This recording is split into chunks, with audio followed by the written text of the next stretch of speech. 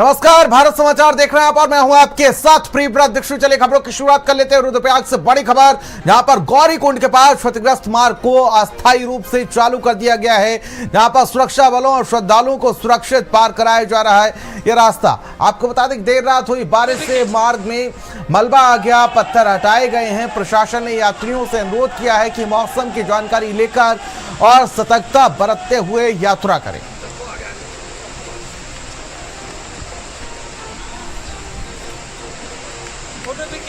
तो प्रशासन ने सतर्कता बरतने की अपील की है। बड़ी अपडेट, बड़ी जानकारी आप तक पहुंचाते। गौरीकुंड मार्ग अस्थायी रूप से बहाल किया गया है। तो लगातार जवान जो हैं वो तैनात किए गए हैं। एनडीआरएफ एसडीआरएफ की टीमें लगातार अलर्ट मोड पर हैं। पुलिस के जवान लगातार श्रद्धालुओं को सुरक्षित यातायात करने के लिए अनाउंसमेंट कर रहे हैं। खबरों में आगे बढ़ेंगे। अल्मोड़ा से बड़ी अपडेट सामने आ रही, जहां पर आपको बता दें कि हल्द्वानी राष्ट्रीय राजमार्ग पर क्वार्ब के पास सड़क हादसा। सड़क का एक हिस्सा धंसने से मार्ग बंद हो गया, जहां पर लोगों को भारी दिक्कतों का सामना करना पड़ रहा है। जहां पर नेशनल हाईवे विभाग पोकलैंड मशीनों से पहाड़ी काटकर सड़क चौड़ी करने का काम कर रहा है। मलबा हटाने का कार्य किया जा रहा है। अधिकारियों के अनुसार जल्द ही मार्ग यातायात के लिए खोल दिया जाएगा।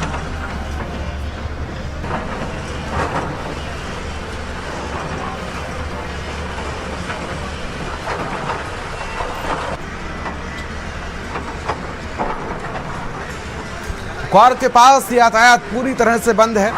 फिलहाल लगातार प्रशासन जुटा हुआ है सड़क को चौड़ी करने में और साथ ही साथ यातायात को सुचारू रूप से शुरू कराने के लिए लगातार प्रशासन काम कर रहा है।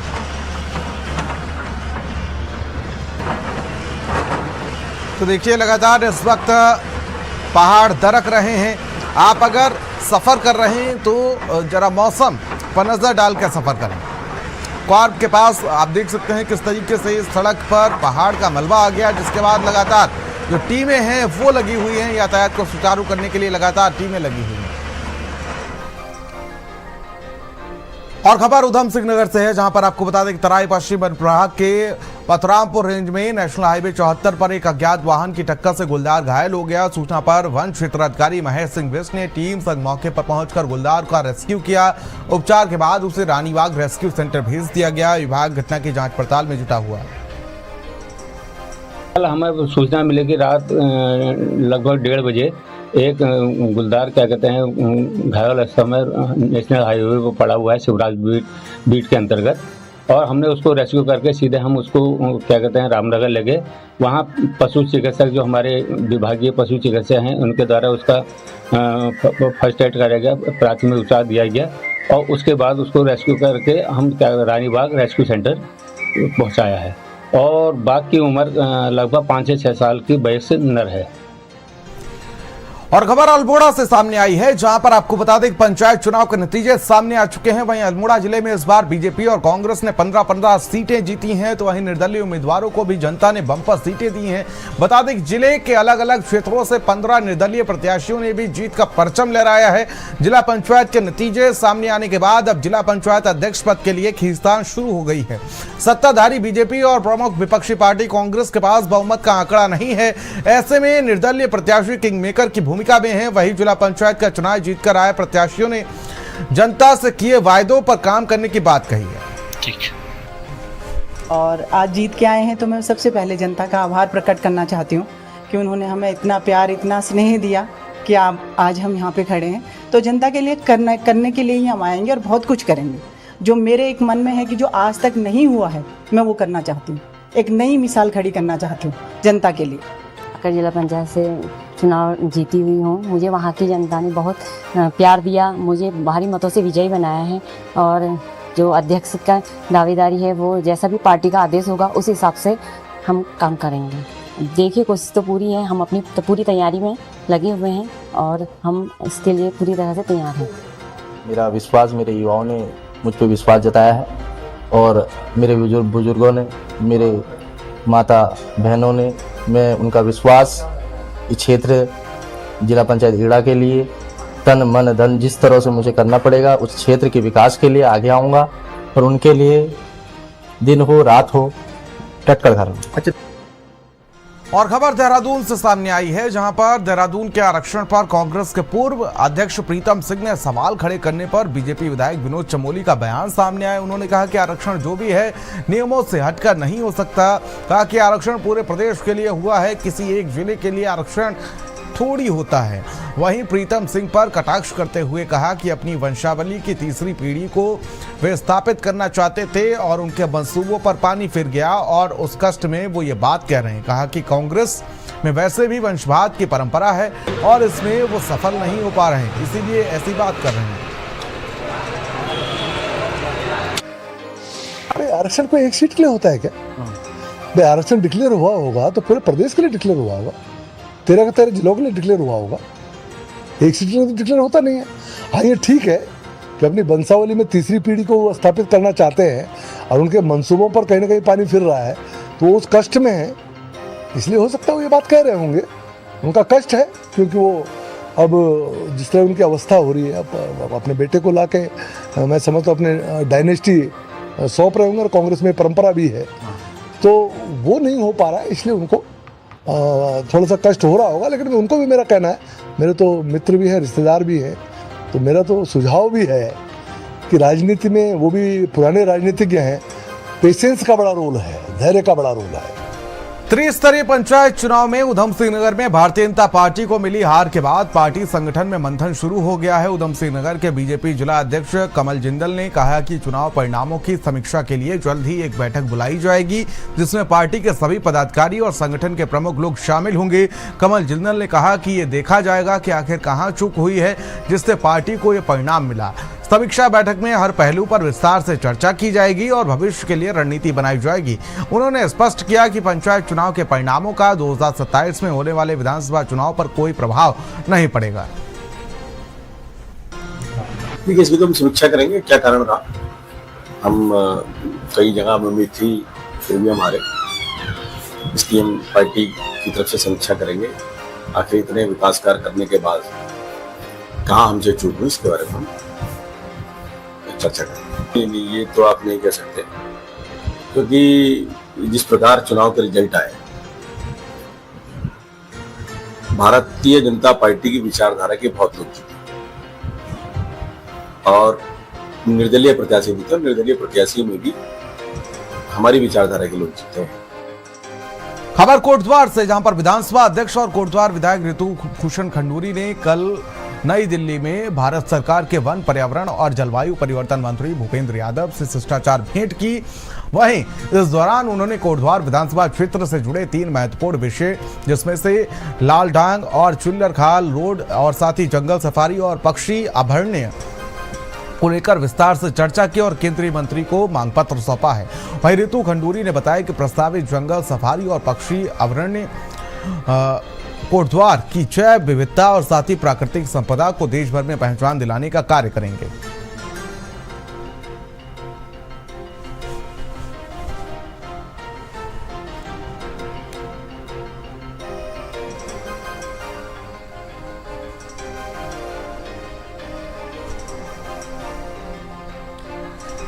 खबरों में आगे बढ़ेंगे चमोली से बड़ी खबर, जहां पर त्रिस्तरीय पंचायत चुनाव के बाद अब बीजेपी और कांग्रेस की नजर थराली ब्लॉक प्रमुख की कुर्सी पर है। कांग्रेस ने प्रवीण पुरोहित को प्रत्याशी घोषित कर समर्थन जुटाने का दावा किया है, तो वहीं नवनीत रावत ने भी 6 सदस्यों के समर्थन के साथ सहयोग दिया। प्रवीण ने ब्लॉक प्रमुख पद के लिए पर्याप्त समर्थन होने की बात कही है।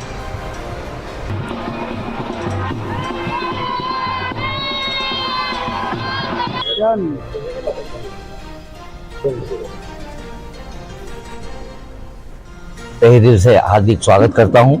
आपने अपने साथियों के साथ मुझे यहाँ पर समर्थन दिया है और मैं यहाँ पर ब्लॉक प्रमुख की जो दावेदारी है उसके साथ साथ मैं नवनीत भाई को देश प्रमुख के लिए आमंत्रित करता हूं। आप हमारे देश प्रमुख के दावेदार रहेंगे और हम जितने क्षेत्र पंचायत सदस्य हैं पूरे थराली ब्लॉक के, हम सब मिलकर थराली ब्लॉक का निरंतर विकास का कार्य करते रहेंगे। 6 क्षेत्र पंचायतों के साथ कांग्रेस पार्टी के जो अधिकृत थे समर्थित थे, उनके साथ श्री प्रवीण पुरोहित जी को हमने प्रमुख के रूप में नामित किया है। इसके लिए हमारे प्रदेश स्तर से माननीय पूर्व मुख्यमंत्री हरीश रावत जी का और प्रदेश अध्यक्ष श्रीमान करण मेहरा जी का और पूर्व प्रदेश अध्यक्ष श्री गणेश गोदियाल जी का आदेश मिला है कि सभी सदस्य कांग्रेस में इसमें एकत्रित होकर श्रीमान प्रवीण पुरोहित जी को अपना समर्थन दें। सब लोगों ने आपस में तय करा कि बैठ करके सारे मेंबरों ने तय किया कि भाई प्रवीण पुरोहित जी को इस बार थराली के चौमुखी विकास के लिए एक योग्य प्रत्याशी के रूप में सारे 15 से 16 मेंबरों ने आपस में बैठकर कांग्रेस पार्टी एक यूनिटी के साथ एक विकास का मुद्दा लेकर के, थराली के विकास का मुद्दा लेकर के ब्लॉक प्रमुख भाई प्रवीण पुरोहित को बनाने जा रही है। खबर रुड़की से है, जहां पर IIT रुड़की के वैज्ञानिक शोधकर्ताओं ने गंगा नदी को लेकर बड़ा दावा किया है। वैज्ञानिकों का दावा है कि मैदानी क्षेत्रों में गर्मियों में गंगा के प्रवाह में भूजल का योगदान है, न कि ग्लेशियर्स के पिघलने का। IIT रुड़की के शोधकर्ताओं ने पहली बार गंगा नदी और हिमालयी उद्गम से लेकर उसकी सहायक नदियों का विश्लेषण किया है। उनका दावा है कि गर्मियों और ठंड के महीनों में गंगा नदी कैसे जीवित रहती है, इसी विषय पर वैज्ञानिकों का शोध आधारित है।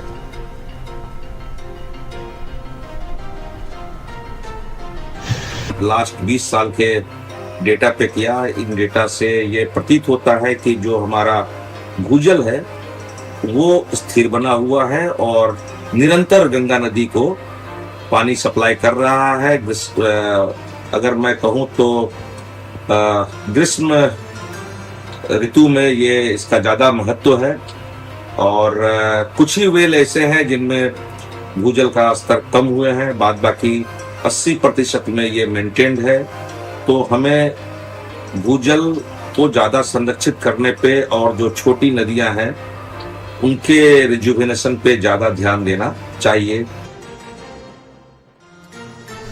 खबर देहरादून से, जहां पर आपको बता दें कि झुग्गी झोपड़ियों और साथ ही मलिन बस्तियों में नशे के कारोबार के खिलाफ पुलिस एक्शन मोड में है। SSP देहरादून द्वारा नशा तस्करों की धरपकड़ के लिए लगातार अधिकारियों को निर्देश दिए जा रहे हैं। तो वहीं इसी कड़ी में पुलिस, PSC, डॉग स्क्वाड और ANTF देहरादून की टीम द्वारा कोतवाली क्षेत्र अंतर्गत मथुरासी कॉलोनी में आकस्मिक चेकिंग की गई। पुलिस बल ने मथुरासी कॉलोनी क्षेत्र में पूर्व मादक पदार्थों की तस्करी में लिप्त नशा तस्करों के घरों और संदिग्ध स्थानों पर स्निफर डॉग की मदद से आकस्मिक चेकिंग की गई।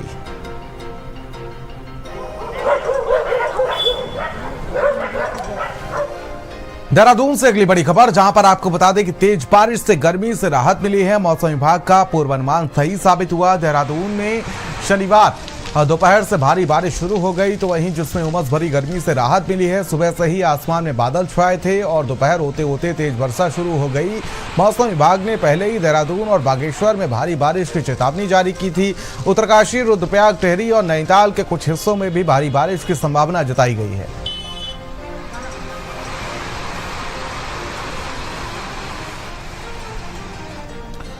पिथौरागढ़ से बड़ी खबर, जहां पर आपको बता दें कि नशा मुक्त उत्तराखंड अभियान के तहत थाना बेरीनाग पुलिस ने अवैध भांग की खेती को चिन्हित कर नष्ट किया। पुलिस अधीक्षक पिथौरागढ़ रेखा यादव के निर्देशन पर जनपद पुलिस लगातार मादक पदार्थों की तस्करी और उत्पादन के विरुद्ध सख्त कार्रवाई कर रही है। ग्रामीणों से भी नशे के विरुद्ध सहयोग की अपील की गई है।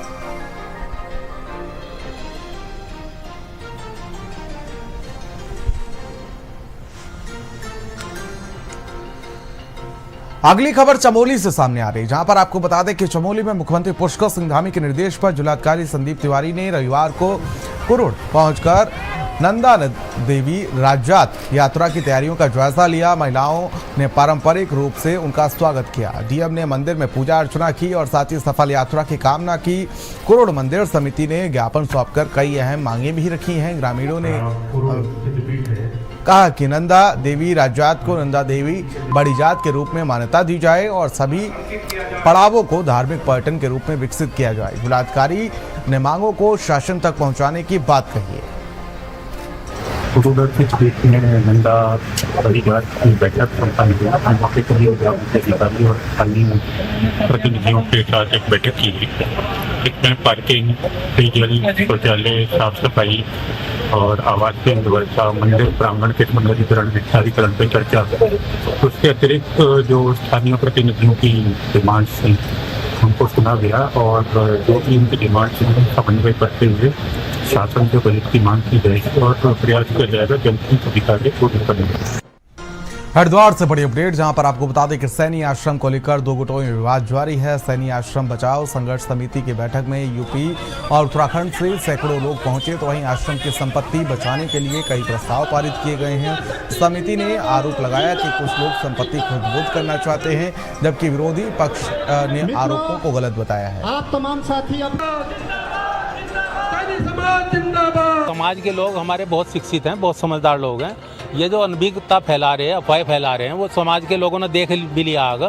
ये हवा उड़ा रहे थे कि 10,000 आदमी आएंगे, 1 लाख आदमी आएंगे, वहाँ 400 आदमी भी नहीं थे। और समाज के लोग देखने आए, हम मानते हैं, सुनने आए उनकी बात।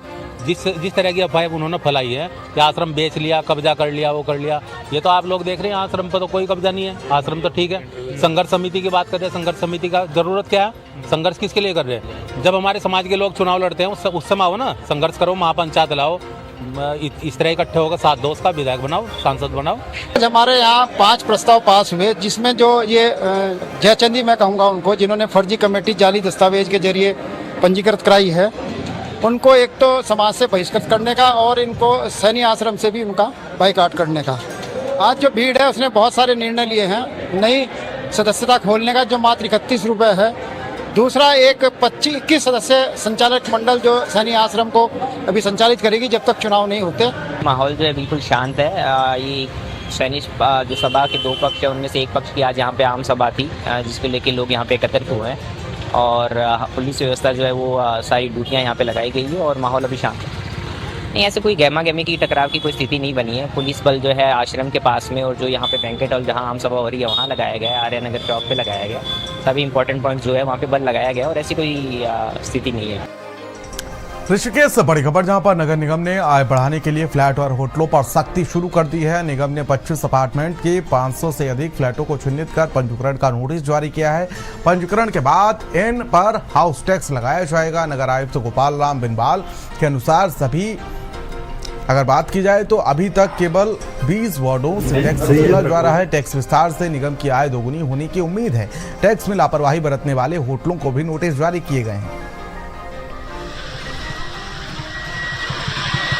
काफ़ी समय से फ्लैटों में टैक्स नहीं लिया जा रहा था। उसके साथ साथ जो होटल्स हैं उनके द्वारा भी पूरा टैक्स पेड नहीं किया जा रहा था, जिसको लेकर के एक व्यापक अभियान नगर निगम ऋषिकेश के द्वारा संचालित किया गया है, जिसके अंतर्गत लगभग 25 अपार्टमेंट जिसमें लगभग 500 से अधिक फ्लैट हैं उनको चिन्हित किया गया है और सभी को नोटिस जारी कर दिए गए हैं। और विशेष करके जो फ्लैट अभी चिन्हित है गंगानगर का आवासीय जो क्षेत्र है, आवास विकास का जो क्षेत्र है, इसमें चिन्हित किए गए हैं। इसके अतिरिक्त अभी भी कुछ क्षेत्र ऐसे हैं जो अभी चिन्हित करने की कार्रवाई जारी है। 100% जो हाउस टैक्स नगर निगम का बनता है उसको नियमानुसार वसूल किया जाएगा। और पंकज उत्तराखंड से हमारे ब्यूरो चीफ हमारे साथ जुड़ चुके हैं। पंकज, क्या अपडेट जानकारी मिल पा रही है? इस तरीके से अभी तक तो राहत दी गई थी, लेकिन अब नोटिस जारी कर दिया गया है फ्लैटों को लेकर। देखिए, राहत नहीं दी गई थी, इनसे लिया ही नहीं गया था, तो इनको जब चिन्हित किया गया है। और खास तौर पर जो जितने फ्लैट्स हैं, क्योंकि उसमें यूनिट्स के हिसाब से हाउस टैक्स लिया जाता है। और अभी तक जो तमाम अपार्टमेंट वाले थे वो इस बात को लेकर कह रहे थे कि आप बिल्डिंग के हिसाब से जो है वो हाउस टैक्स लगाइए, लेकिन नगर निगम ने सीधे तौर पर कहा है कि पर यूनिट जो भी उस पूरी बिल्डिंग के अंदर जितने अपार्टमेंट होंगे उतनों पर सब पे जो है वो हाउस टैक्स लगेगा।